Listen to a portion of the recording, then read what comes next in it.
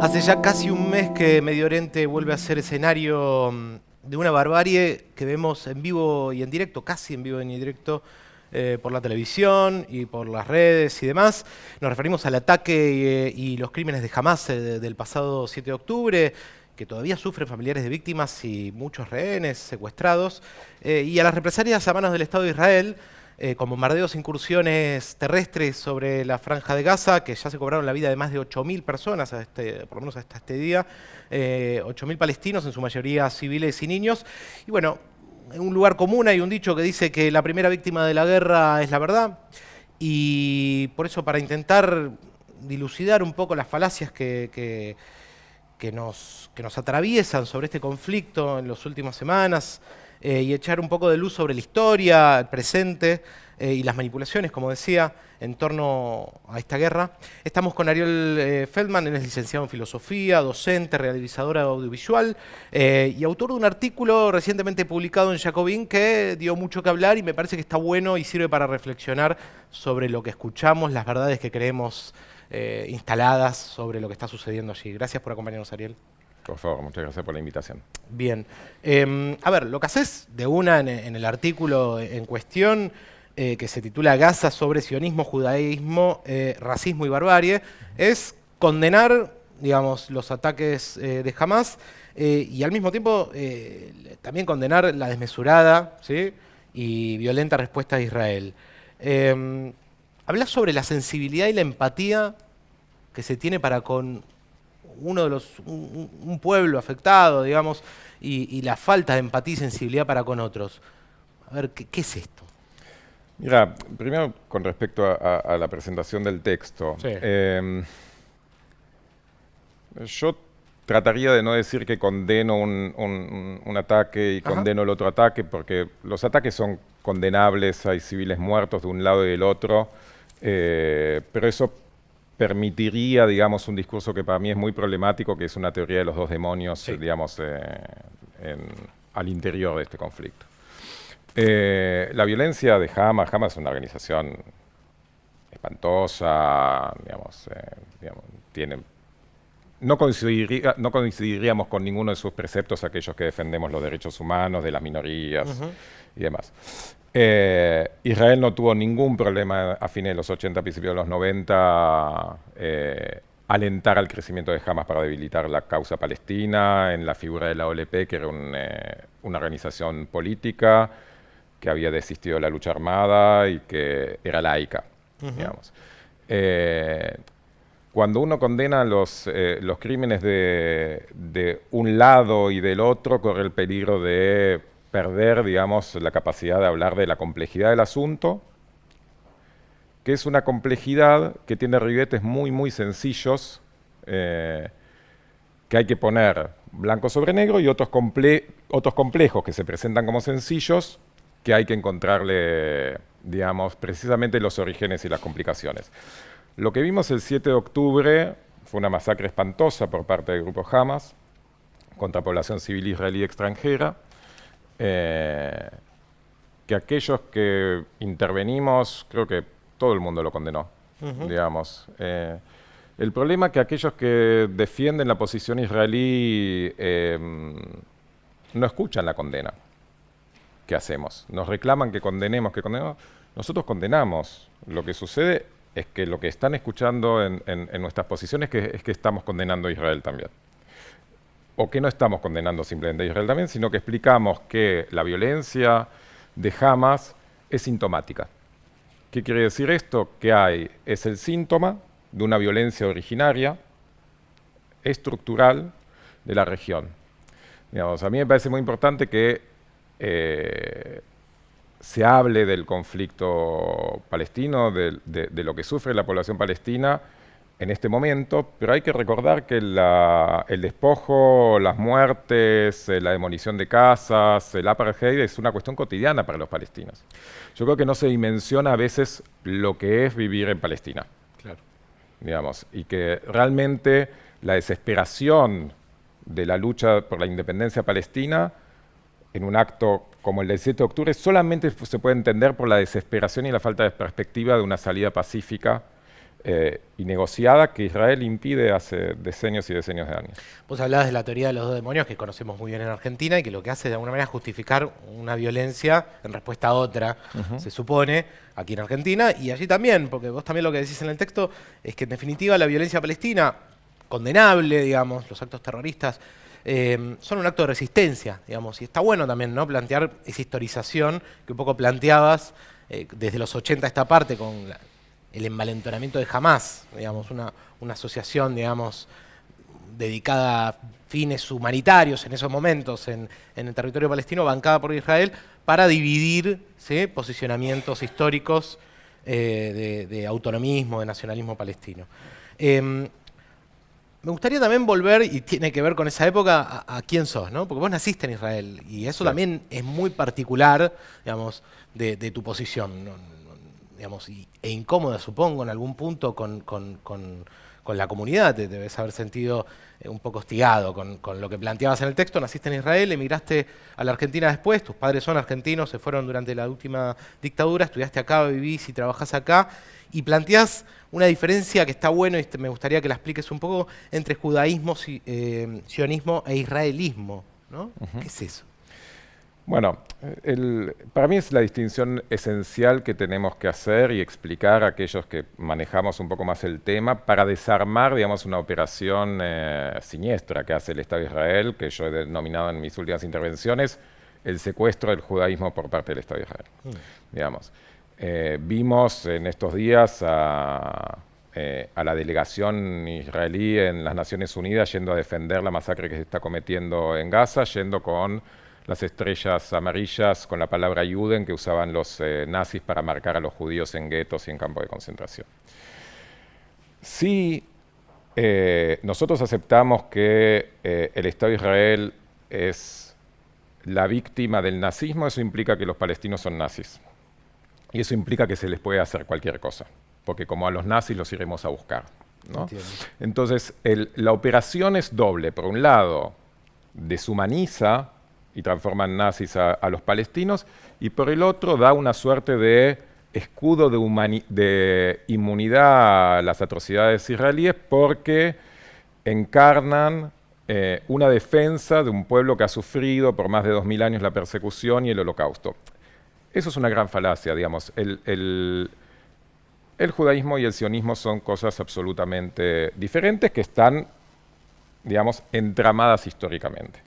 El judaísmo es una tradición, una religión, una cultura, un sentido del humor, unas comidas, una comunidad en un club, un montón de cosas, las charlas con la abuela, lo que vos quieras, que data de más de 3000 años.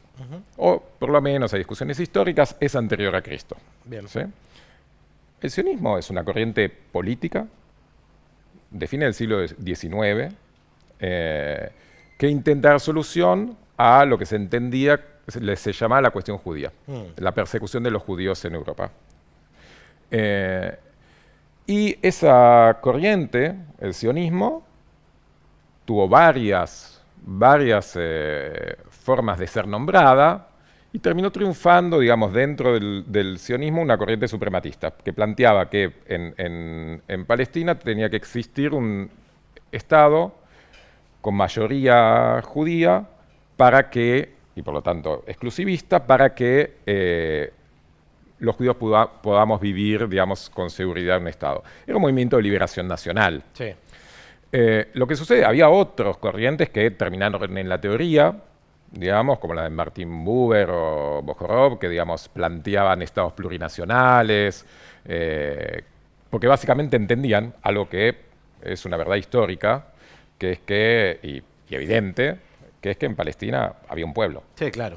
Había un pueblo y los padres del Estado de Israel, Ben Gurión, las guerrillas del Irgun, la Haganah, si uno va a los documentos que, por ejemplo, trabaja muy profundamente el historiador israelí Ilan Papé, que le significó la expulsión de la Universidad de Haifa, él trabaja en Londres ahora, trabajando con los documentos de los padres del sionismo, sus diarios y demás, aparece el concepto de transferencia, la idea de que el Estado de Israel, para ser demográficamente mayoritaria la población judía, tenía que hacer una limpieza étnica del territorio. Y eso fue lo que sucedió. A los judíos nos ha costado, hablo en términos personales, y les cuesta bastante, digamos, la crítica al sionismo, digamos, porque en gran parte desconocen esa historia. Y porque fue efectiva la operación de emparentar judaísmo, Estado de Israel, ¿no? Y si hay un ataque a eso, es un ataque antisionista, antisemita, ¿no? Sí, eso es precisamente lo que hay que desarmar. Lo que pasa es que lo que hay que plantear es que el suprematismo, digamos, el exclusivismo, el Estado en armas, la cultura israelí en sí misma, es lo opuesto al judaísmo. El judaísmo es una cultura que en esos milenios de segregación, discriminación, pogroms, el recuerdo de la festividad de Pesach, que recuerda la liberación de Egipto. O sea, la libertad judía no es una libertad individual neoliberal, es la libertad de un pueblo, de un opresor.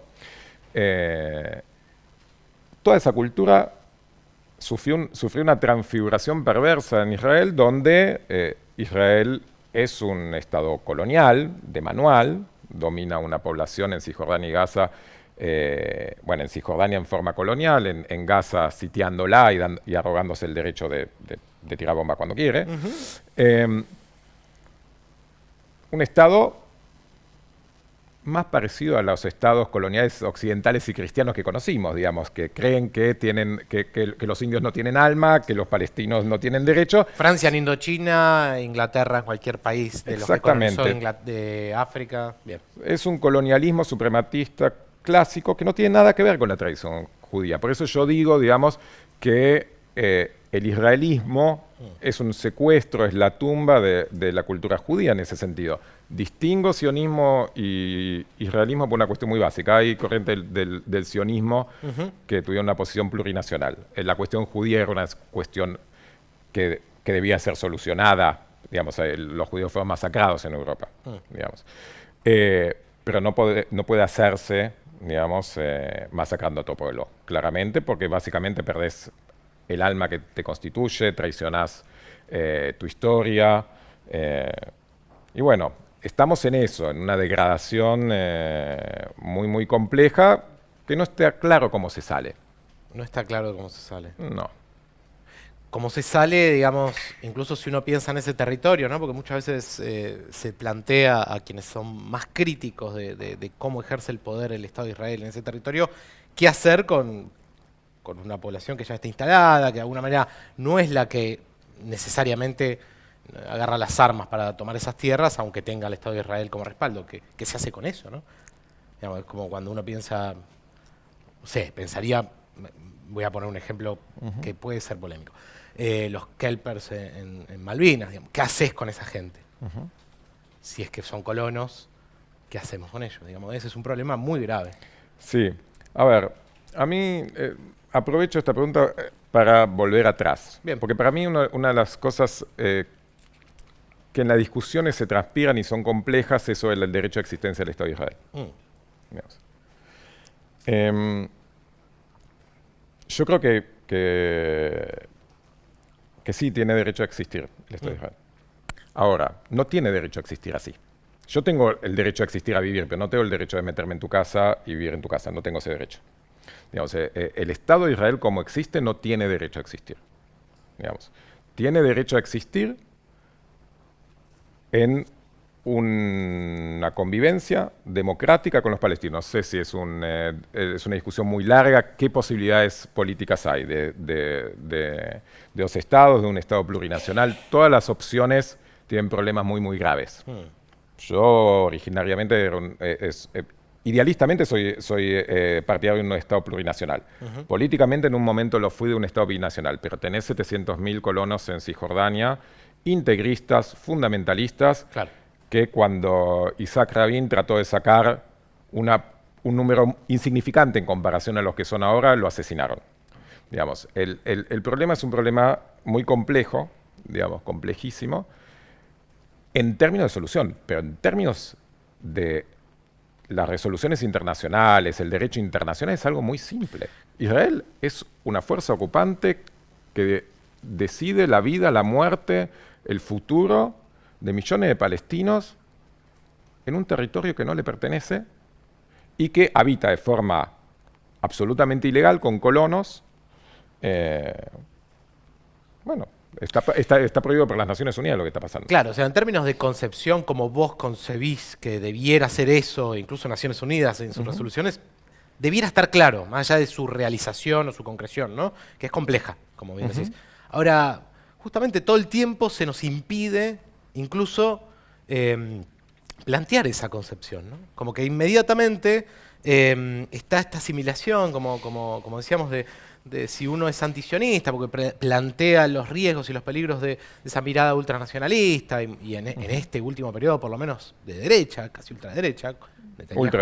Netanyahu, digamos, conforma un gobierno, el gobierno más a la derecha de la historia del Estado de Israel, digamos, pareciera, ¿no?, como un asimilado con antisemita. Y, digamos, y es muy difícil que dentro de la comunidad, dentro de la colectividad, incluso en Argentina, ¿no?, que hay una colectividad muy grande, hayan esas voces. Vos en este caso lo planteaste y alzaste la voz. Imagino que te debe haber costado, debes haber tenido ataques, ¿no? Lo escuchaba en una entrevista, digamos, más allá de que no lo querías hacer personal. Nos pasa a todos. Bien. A todos en cualquier momento de la historia que critiquemos al Estado de Israel, porque el Estado de Israel tiene muy aceitado el vínculo con las instituciones judaicas en la diáspora, digamos, fuera de Israel, la DAIA y la AMIA en nuestro caso, y hacen un trabajo muy fino de confusión de antisemitismo y antisionismo. Y es algo muy terrible, porque el ver brotes de antisemitismo después de los ataques de Israel es algo muy preocupante, pero hay que entender que yo estoy seguro, a Israel y a las instituciones judías que dicen representarnos, no les importa el antisemitismo. Si les importase el antisemitismo, dirían que el Estado de Israel hace lo que hace como Estado y que los judíos no tienen nada que ver con eso. La utilización explícita, intencionada, la confusión de los judíos, la confusión de antisionismo y antisemitismo es funcional a la impunidad de Israel y a la extorsión que hacen los foros internacionales. Para combatir el antisemitismo no sirve para nada, es todo lo contrario. Si vos bombardeás un país, ni hablemos de los palestinos, que critican que Hamas llame a aniquilar a todos los judíos del mundo. Pero pensemos en las marchas anti-israelíes, digamos, o pro-palestinas, donde aparecen expresiones antisemitas. Pero si vos sos un Estado que a cualquiera que lo critica le decís que te critican porque sos judío. Te definís en tus leyes como judío. Usás el Maguen David, que es un símbolo milenario judío, en los aviones y en los tanques que atacás. Tremendo. Bueno, va a surgir antisemitismo contra los judíos. Lo que tenemos que hacer, los comunicadores, los judíos, los no judíos, es no caer en esa extorsión. Decir que lo que hace el Estado de Israel es antijudío, no es judío, es antijudío, va en contra de los principios de la tradición judía, y no dejar de repetir, no en nuestro nombre, aquellos que somos judíos y aquellos que son comunicadores, no caer en esa extorsión. Porque esa extorsión deshumaniza a los palestinos porque los pone como los nazis, da impunidad a Israel porque los pone como las víctimas y encarnación y defensa de 2000 años de persecución, y genera antisemitismo.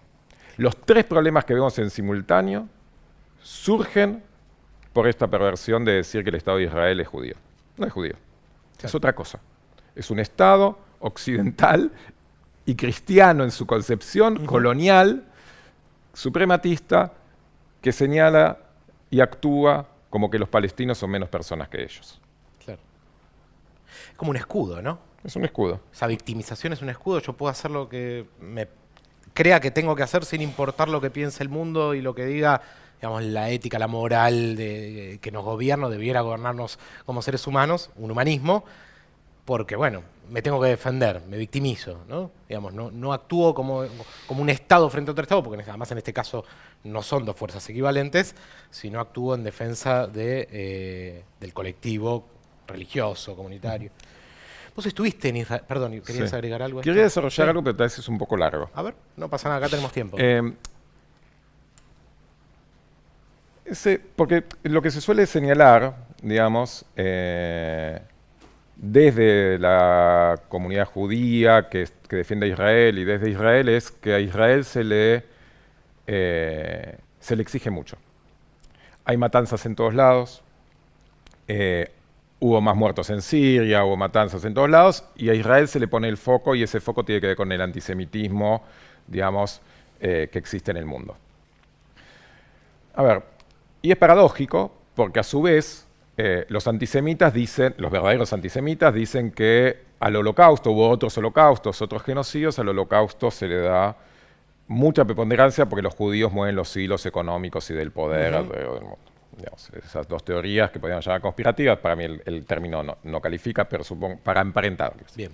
Ahora, cuando nosotros, el holocausto tuvo la centralidad que tuvo, no por los judíos, tuvo la centralidad que tuvo porque la nación que era el ápice de la cultura, de la ilustración europea, del conocimiento, de la música, de las artes, que había dado a Beethoven, a Bach, a Mozart, a Freud, a Marx, a Hegel, a Kant, a Nietzsche. Spinoza. A Spinoza. Había dado, Sí. Era el ápice de la cultura tecnológica también, de la química y demás. Usó todo ese conocimiento y todo ese poderío, no para hacernos mejores, no para liberarnos, sino para masacrar a un pueblo.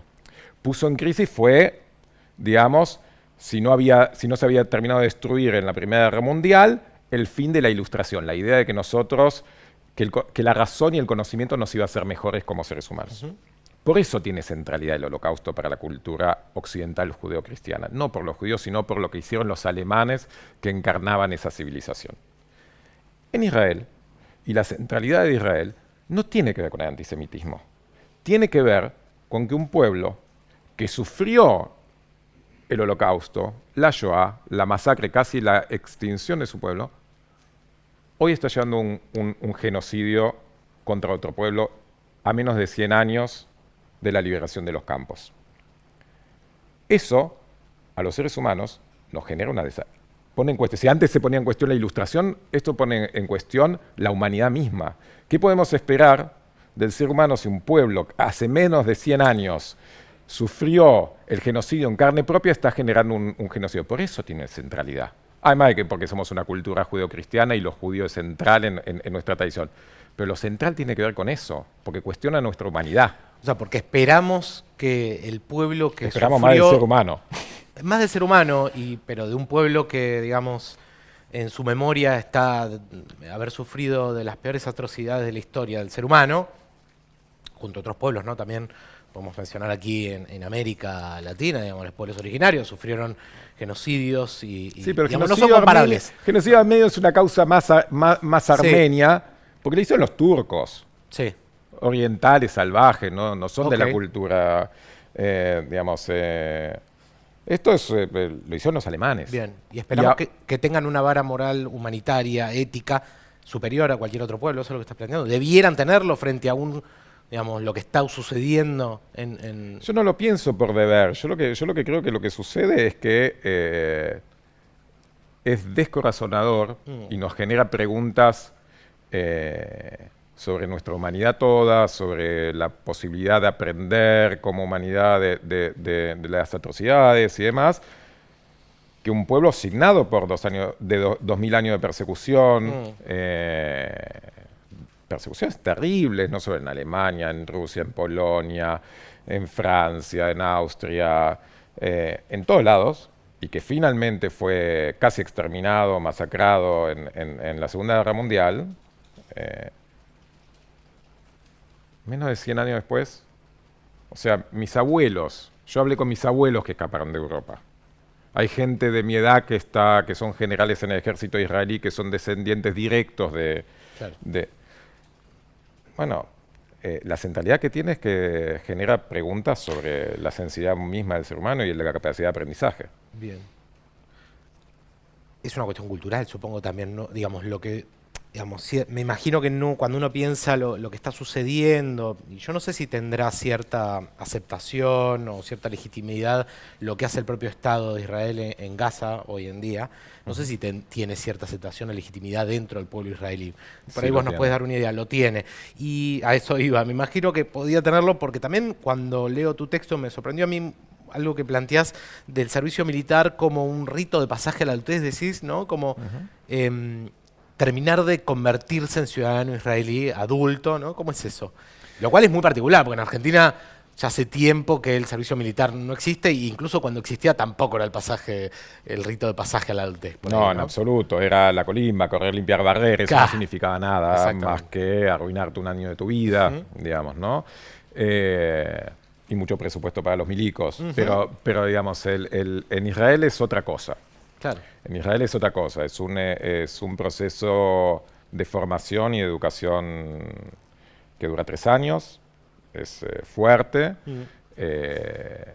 Después están todos los años las reservas, que a vos te llaman y volvés a servir con esa gente. Yo toda la gente que conozco, tengo amigos, conocidos en Israel.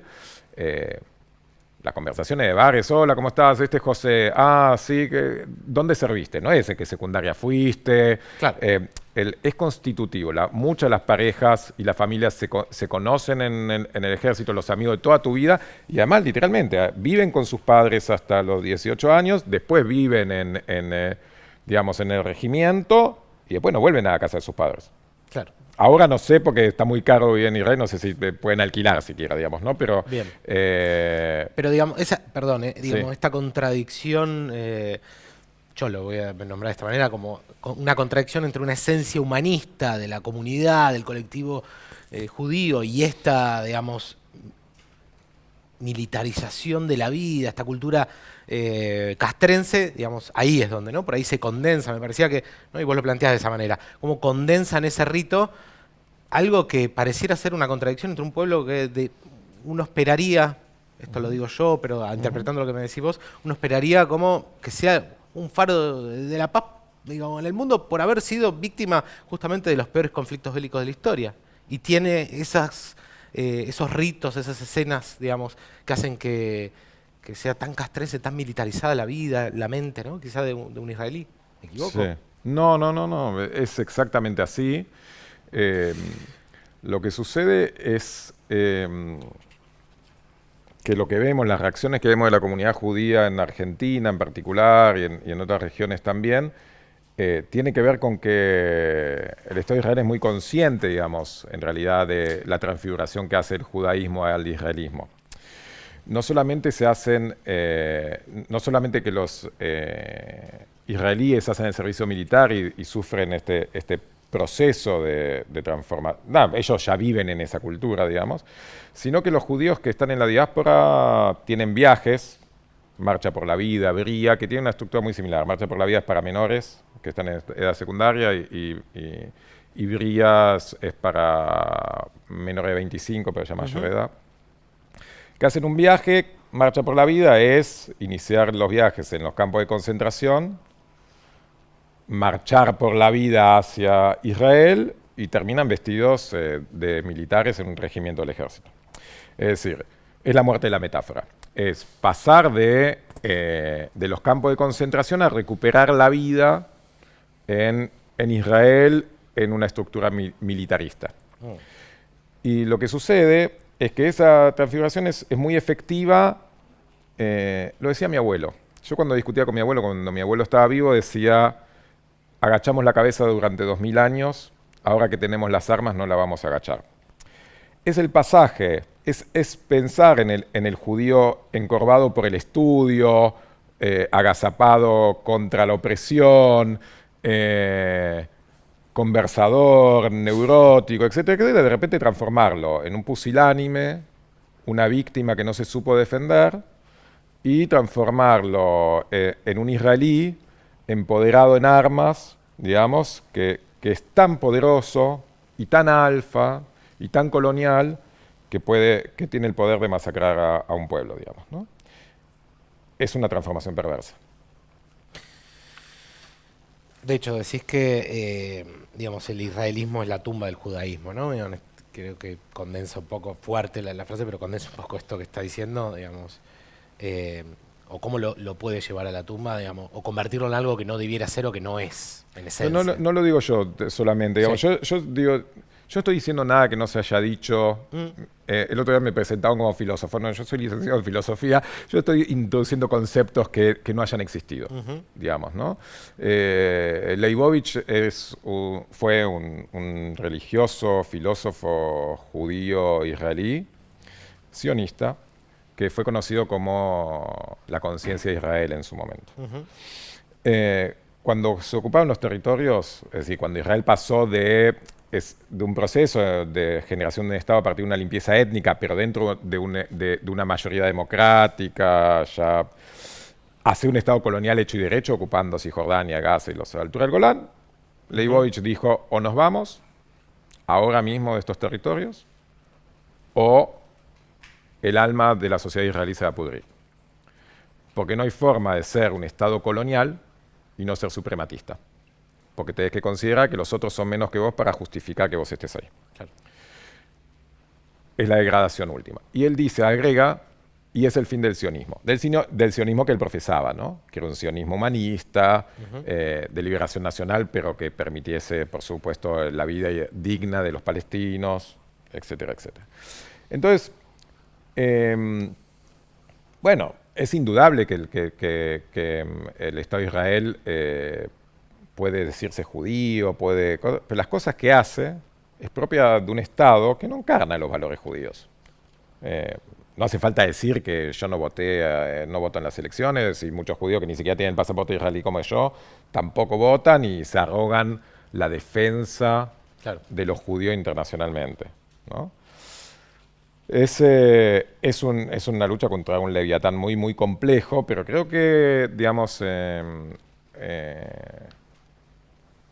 es tan burdo lo que está haciendo, es tan burdo y tan siniestro, digamos, las operaciones que está haciendo el Estado de Israel para sostener esta idea de sionismo y judaísmo, de la analogía de antisemitismo y anti-sionismo, que, bueno, es el rey desnudo, ¿no? En algún momento vamos a ver al rey desnudo todos. Bien. Ariel, por último, vos estuviste varias veces en Israel, volviste, digamos, allí, supongo que tenés amigos, gente, familia, y también estuviste en los territorios palestinos, entiendo que no en Gaza, pero sí en la región de Cisjordania. Y la verdad que yo leyendo tu texto, escuchándote también ahora, lo que veo es sinceridad, y además de valentía, te lo dije antes de la entrevista, me parecía que había que tener cojones, dirían en España, o huevos para desde tu lugar escribir lo que escribiste. ¿Qué viste cuando estuviste en los últimos años en Cisjordania, Israel? Digamos, apelo a esa sinceridad porque digamos, muchas veces por ahí estamos mediados por una pantalla. ¿Vos qué viste? ¿Cómo definirías? ¿Qué es lo que percibiste ahí que te parece que estaría bueno contarle a quien nos esté escuchando?